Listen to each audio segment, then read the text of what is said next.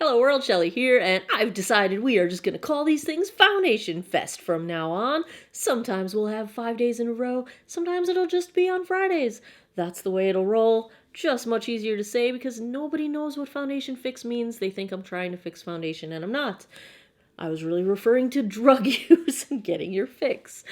So that's kind of ridiculous too. So we're just going to call this all Foundation Fest. Today's episode of Foundation Fest is going to be taking a look at the Clarins. Oh, why you gotta do me so wrong with these names? Tint Haute Tenue? I don't know. Yeah, it's called Everlasting Foundation Plus. We're gonna go with that version of the name. This retails for $44 for 1.1 ounce of product. That's about $40 per ounce.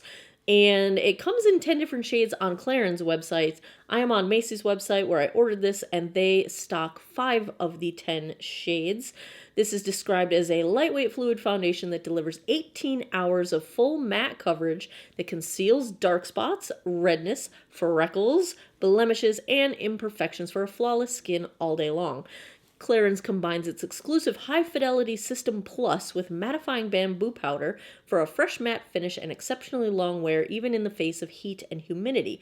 Organic quinoa extract promotes skin suppleness and boosts the moisturizing power of Clarins' exclusive Plant Micro Patch for non-stop comfort. Defends skin from the elements with Clarins' exclusive anti-pollution complex and anti-free radical ingredients. Now, that really sounds a bit terrifying for dry skin. However, Clarins promotes this as the best foundation for all skin types. We're going to test that out today because I've got a nice challenging dry skin dehydrated face to put on here. They recommend application with fingers or a brush. We'll see. This one's getting 4.4 out of 5 stars with 107 reviews on Macy's website. I've got this in shade 103 Ivory, which is the lightest that Macy's carries, though there are lighter shades on Clarins' website. Let's take a look at this one, swatched against a few others in my collection. You know what time it is. On Fridays, we swatch. First up is today's foundation, the Clarins Everlasting Foundation Plus in shade 103. Second is also from Clarins. This is the Skin Illusion in shade 103. Good to see that they maintain consistency from one line to the next in the same shade. Third up, I've got the Estee Lauder Double Wear Stay in Place in 1C1 Cool Bone. Looks to be just a little bit more peachy cool than the Clarins, which is a little bit more neutral. Fourth, I've got the MAC Mineralize in shade NW13. And last up, I've got the YSL All Hours Foundation in shade BR10. I already cleansed, moisturized, and sunscreened this 45-year-old face. I've got some sun damage, larger pores, fine lines, wrinkles, dryness. I've got some peeling going on in between my eyebrows and the upper bridge of my nose here. I've been working on some exfoliation techniques, and they're exfoliating, so it's going to be a challenging day for foundation. We'll see if Clarins is up to it. I have already primed with the Good Molecule silicone-free priming moisturizer. I also went in with an extra dose of moisturizer after all my skincare, and we've got some of the Caudalie Venosource moisturizing sorbet going on here because that whole bamboo extract thing kind of scared me. This whole matte finish. I've been a dewy girl all year long. Like, this has been a love affair of a good year or so that I've been preferring the dewy look. So let's find out. The packaging is beautiful, which is pretty typical of Clarins. We have a frosted glass bottle. We do have a pump.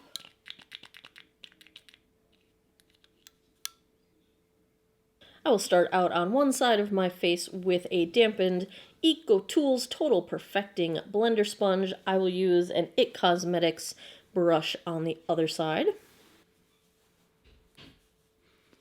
This seems to be the kind of foundation that likes to be attracted to my hairline. That tends to drive me crazy, but it could just be today. We will see how that goes. The product itself blends out pretty smoothly for a matte foundation. It is clinging just a little bit to the edges of that peeling skin between my eyebrows. I'd say we're pretty light coverage to start out.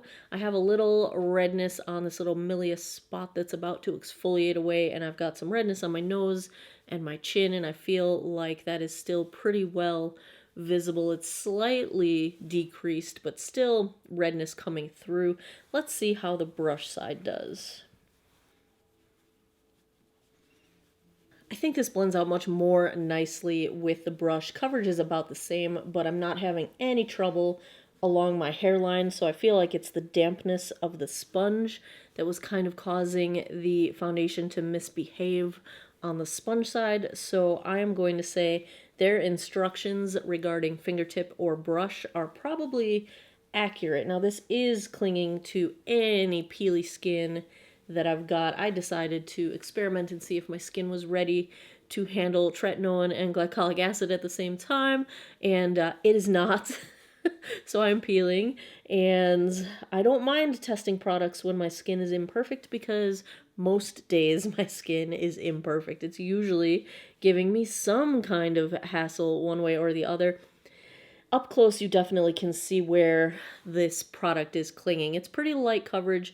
I do think it's evening out some redness, and the finish is not super matte. It's not a dry, flat matte. I do feel like I still have just a bit of, skin luminosity coming through. I only have a tiny bit of product left here. I think I'm going to do just the smidgen, tiniest bit, and try to take with my fingertips and a little bit combination of sort of adding coverage in the spots where I need it and hoping to kind of smooth over some of these dry patches. Okay, I feel like that did help a bit. It's kind of like the spackle approach. You kind of spackle your dry skin back onto your face, but this is such a lightweight formula that it really did take some of those peelies and kind of mesh them back in so that they don't look so obvious to the skin. I think we're at a light medium coverage at best. I do still see some sunspots poking through. That little bit of product did build up pretty well to minimize redness. I feel like taking a look up close, nothing's really being accentuated aside from the peeling skin that I've got. My wrinkles are not being accentuated. This did a very nice job of smoothing pores. Texture even looks a bit smoothed. So that's a nice thing for a matte foundation. Sometimes matte foundations can tend to accentuate those things on me. They seem to be doing a pretty good job smoothing here right now. I think this doesn't look dry, but I think because it's accentuating some of my dry skin, you can just tell that my skin is dry. But considering how bad the flaking is between my eyebrows and the fact that I think you can probably only see it up close. I don't know. Can you see it at a distance? Can you tell? I think it's doing a pretty decent job considering the challenging state of my face right now. I actually love how this looks on camera right now. I'm very curious to put the rest of my makeup on. Up close, a little challenging, but I'm giving it a challenging face today. At a distance, I think it's looking really nice. Let me put the rest of my face on. Let me get this cap on. Oh, I can't remember which way the cap went. Was that the right way? I don't remember, but it's very pretty. Let me get the rest of my face on. What time is it? We need a check-in time. The check-in time is 1:36. Let's call it 1:30 so that I remember. I'll be right back. So far, so good with the Clarins Everlasting Foundation Plus. I think this is a very pretty matte finish. It is not flat. It still has like the dimension of luminosity. So I have no highlight on my forehead, and you can still see some dimension coming through. So I really like that kind of a matte finish. I did not have to set this with powder, which is good when you have dry skin. So everything blended perfectly well on top of it. No issues whatsoever. It's still showing a little clinging to my peeling skin. That is to be expected. On the rest of my face, I've got the Natasha Denona Super Glow Highlight, the e.l.f. Primer Infused Blush in Always Rosy, my Makeup Revolution Ultra Bronze. My eyes, tried out for the first time. I've never tried Pixie eyeshadows before. This is the Pixie by Petra. What is the name of this one? Natural Beauty, the Eye Reflection Shadow Palette. And the color scheme is what drew me in to this one. It's that neutrals leaning cool with like a little touch of pink in there. It's okay.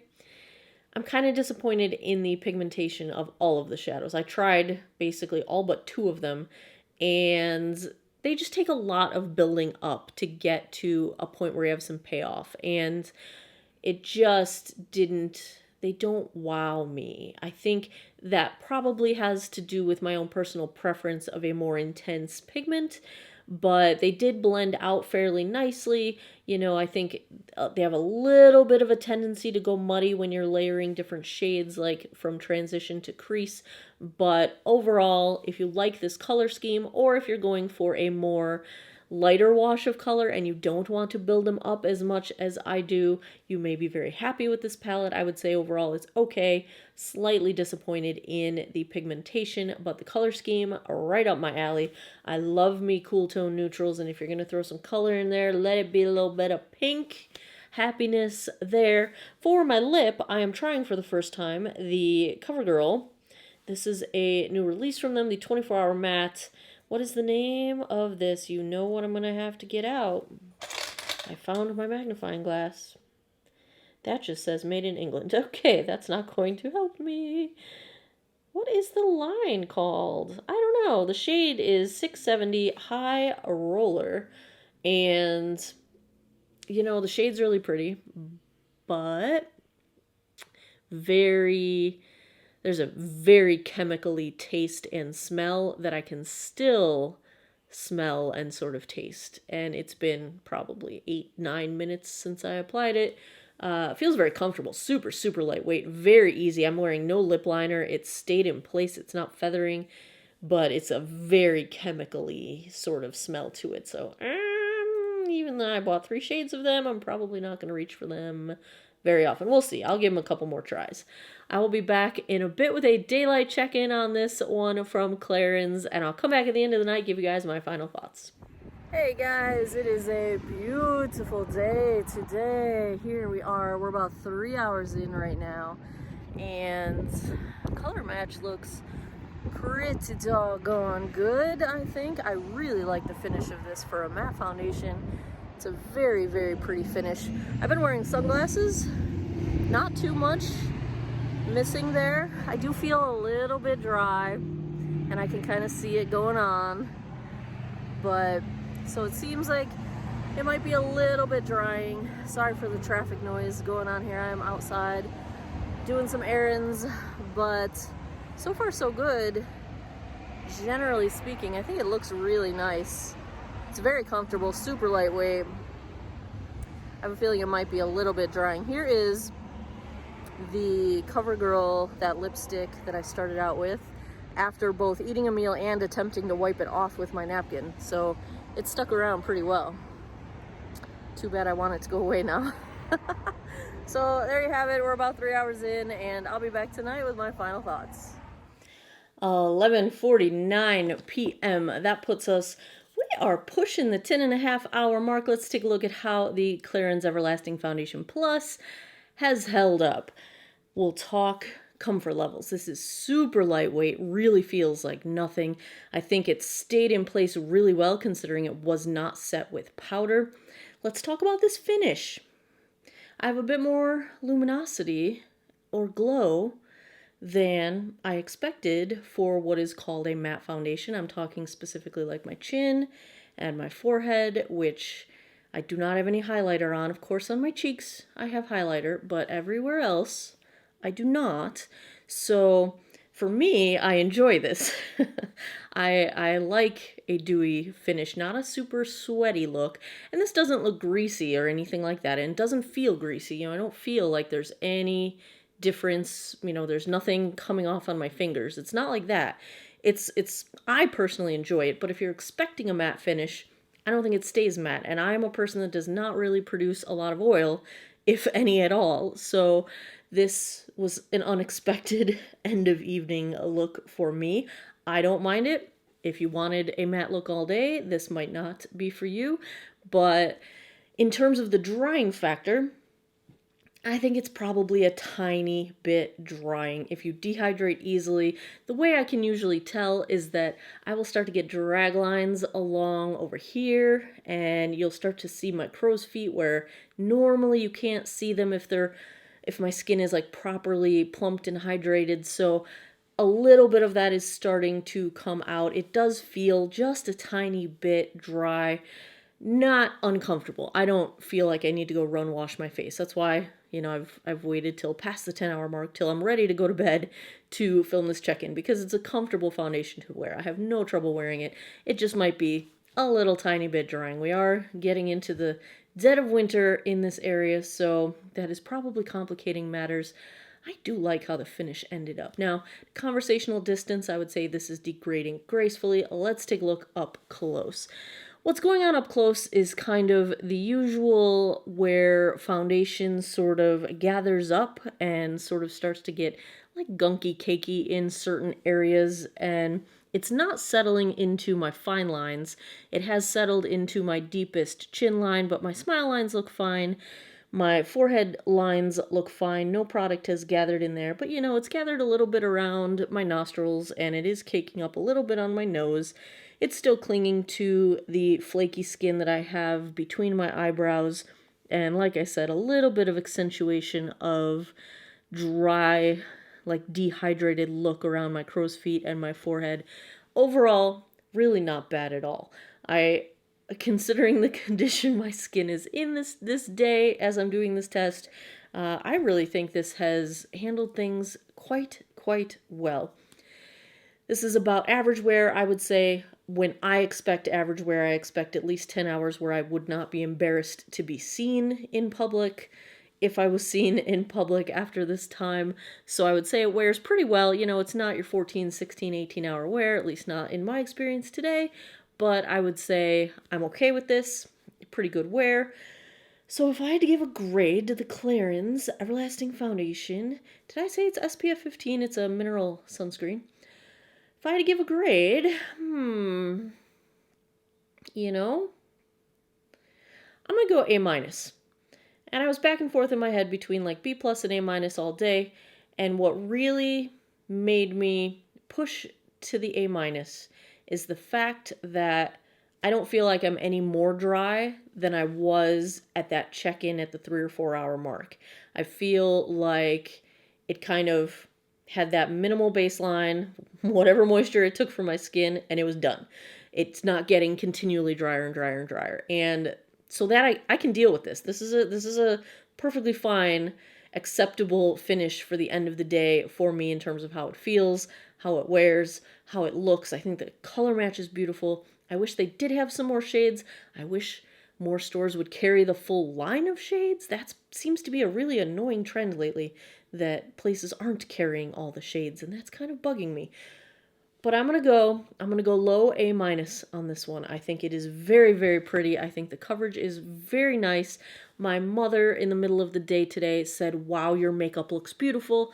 And when she calls it out, it's usually because it looks better than an average day. So there you have it. We're gonna go A- on the Clarins. I have pretty good luck with their foundations. I'm a Clarins fan. I don't buy a lot of their makeup, but I do enjoy their foundation and skin products. I like their skincare too. Actually, I am a Clarins fan, I suppose. That's the end result on this Foundation Fest episode. Of course, this will be put into my spreadsheet. I have a ranked, sortable, searchable spreadsheet at geekoutofwater.com. Click the Foundation Fest link. I have over 180 foundations reviewed at this point. You can search for things. You can scroll through it all. All the data's there. All the links to the original reviews if you want to go get the close-ups and all the goods. All on my website. Go check those out if you need reference material for your next foundation purchase. What do you guys want to see next? Let me know down in the comments below. I still have a bunch more foundations to review, including the new Milani. That will be coming as well. As always, thanks a lot for taking some time out of your day to geek out over makeup with me. Come back every Monday, Wednesday, Friday, 9 p.m. Eastern time for new videos. I appreciate your time, and I hope you all have an awesome day or night wherever you are in the world. Take care of each other. Bye-bye.